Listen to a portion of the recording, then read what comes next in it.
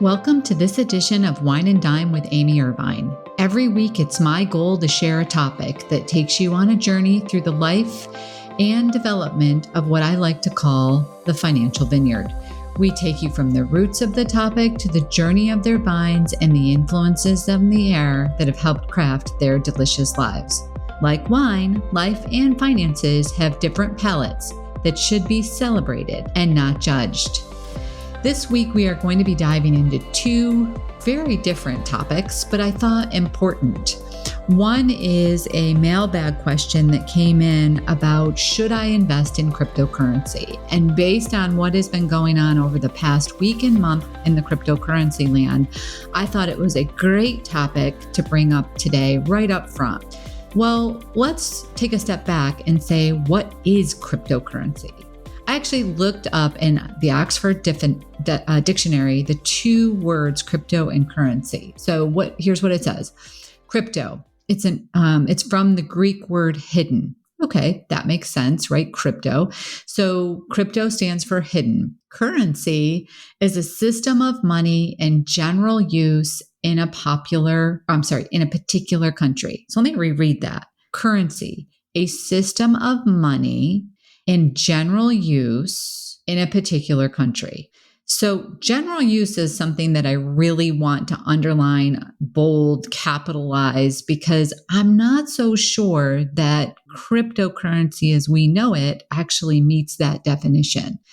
Again, looking to Oxford Dictionary, cryptocurrency, the exact definition that's listed is a digital currency in which encryption techniques are used to regulate the generation of its units of currency and verify the transfer of funds operating independently of a central bank. Does that put it into general use? It's a question I'd like you to ponder.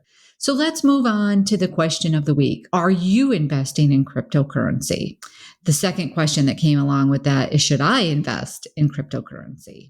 To answer that first question, no, I am not personally investing or putting our clients' funds at this point in time in cryptocurrency.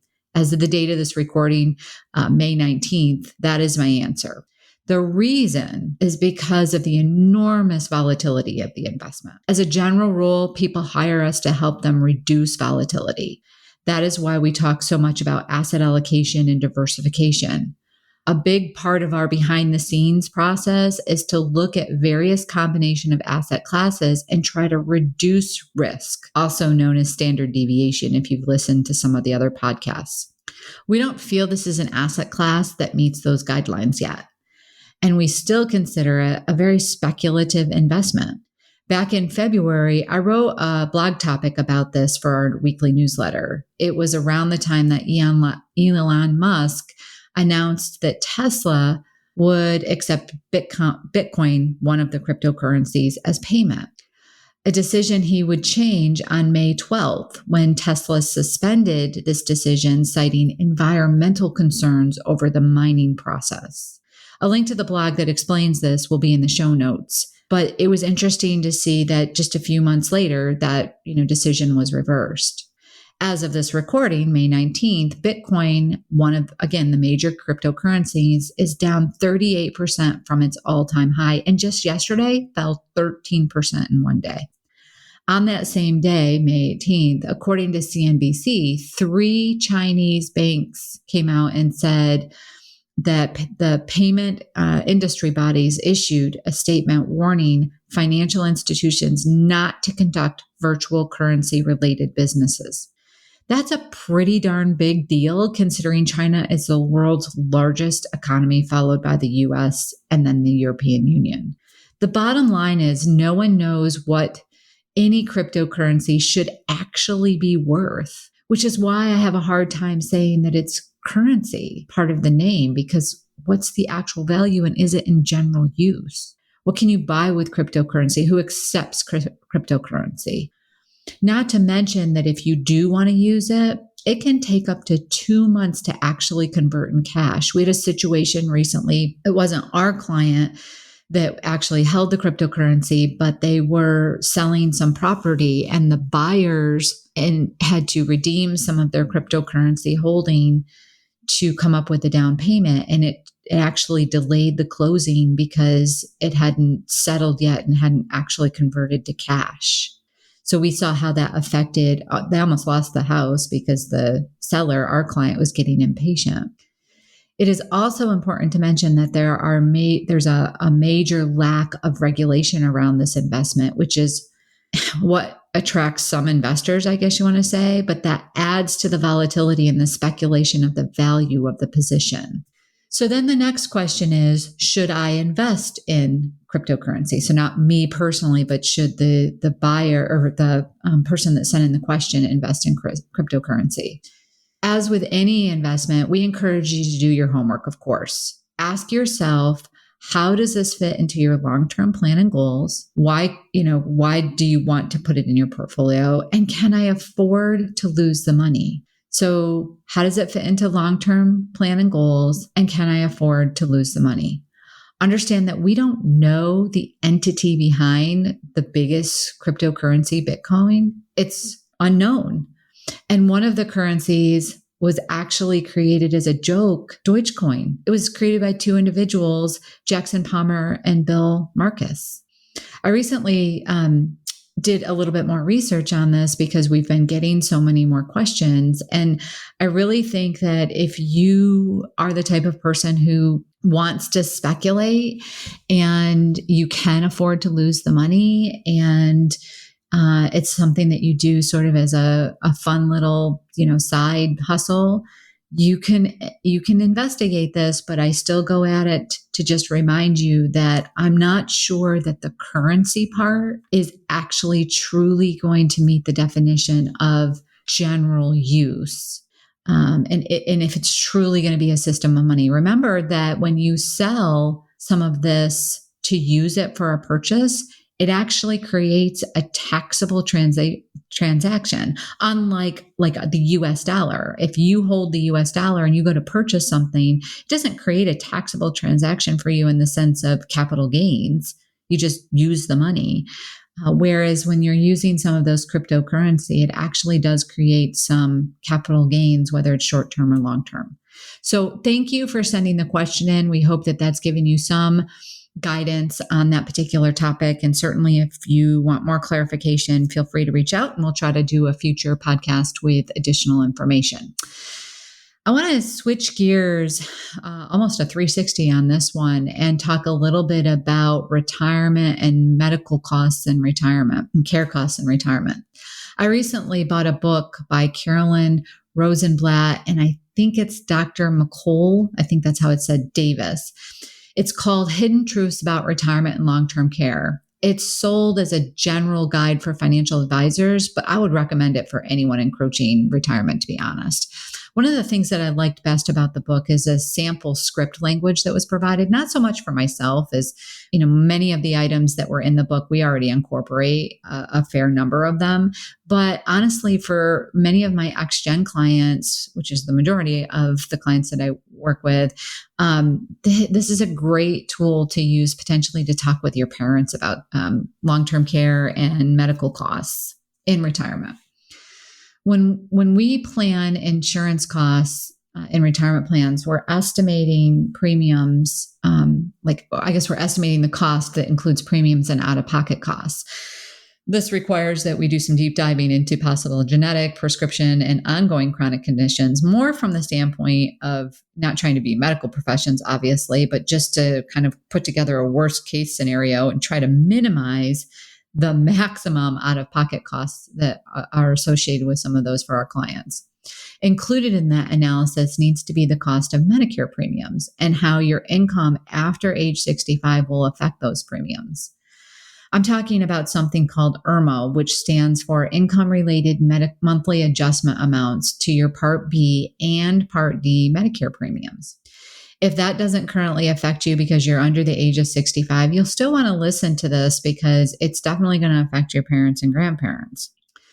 Let me do a quick recap on Medicare in general. There's Part A, which is hospitalization coverage, Part B, which is doctor and diagnosis coverage, Part D, which is scripts, and then something called Part C, which is Medicare Advantage, which is a combination of A and B and sometimes D.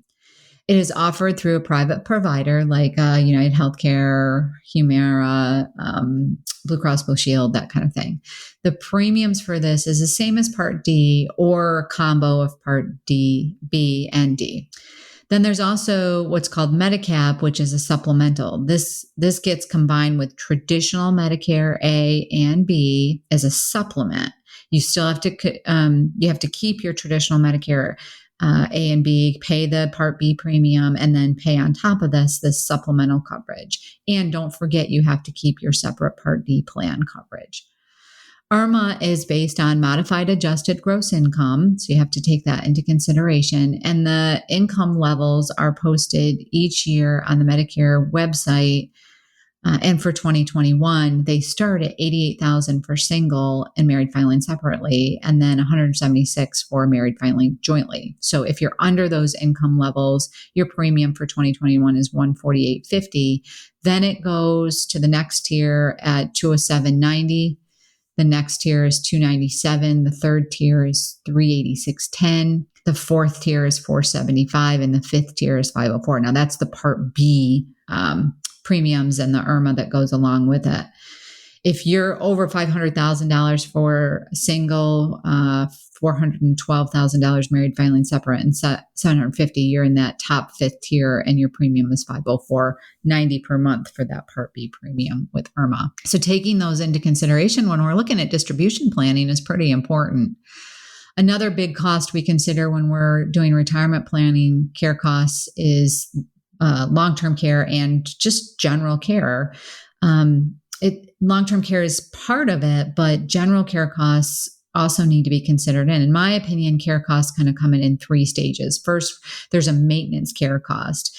Then there would be a moderate assistance care cost. So you're having somebody come in and help on a moderate level. Then there's full onset long-term care costs.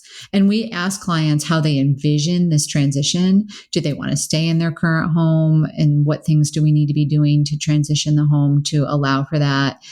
Do they want to transition to a continuing care facility? Do they want to shift as they need to? Are they committed to that? Sometimes people say, I think I'll move into a 55 plus or an active lifestyle that transitions as care is needed. But that the definition of when is it needed can sometimes be very different in everybody's head. So we try to sort of nail that down as to what point in time would transitions happen. Do they have and or want family members to assist with their care? What are the costs associated with that? Because if a family member has to take time off from work, that affects their income as well. This is one of the most significant costs in retirement planning. We talk to folks about transitioning the risk, planning for self-funding, or a combination of that. And every client, of course, is very different. Some will select traditional long-term care plans, and that they could have return of premium options on there, or they might not. Where some go with a life insurance policy that have long-term care riders and, feel better about that because if they don't use it for long-term care, then the beneficiary gets it. And some say, you know what, I'm going to put a chunk of money aside and try to plan for myself, pay for my own long-term care without any transference of risk. There's so many options out there to consider. And just like any investment of your resources, it's best to take the time to explore those choices and really decide what is best for you and your family. And one of the reasons why we wanted to bring this up this particular month is because as we're talking about insurance and protection needs, this is a big one in anybody's financial plan, especially as they get closer to retirement and as we age. We hope you've enjoyed this podcast and some of the information that came out of it. if you would like to be a guest on the show, or you have a particular topic that you'd like us to dig into a little bit more, please feel free to reach out to us. We'll have some contact information in the show notes. Please feel free to share this podcast if you found the information helpful. And don't forget to hop on over and rate us in iTunes. The more people that rate us, the more people notice that we're out there providing this information. We hope you have a wonderful week. And I forgot at the very opening of the show to mention that Brent and I are going to map out a list of wineries that we're going to explore this summer, and we'll be sharing with you some new ones that we come across. So stay tuned for the wine side of Wine and Dime as we explore some new and old, new and favorites wineries in the Finger Lakes area for the summer. Again, we hope you have a great week, and thank you so much for listening. And that will about do it for today's episode of Wine and Dime. You can contact Amy through the website www.rootedpg.com or amy@rootedpg.com. You can also follow us on Facebook and Instagram at rootedpg for the latest news. And if you have any questions, comments, or topics you would like to hear about, feel free to let us know. And don't forget to rate and subscribe the show wherever you get your podcasts. And again, thank you for listening, and be sure to tune in next time.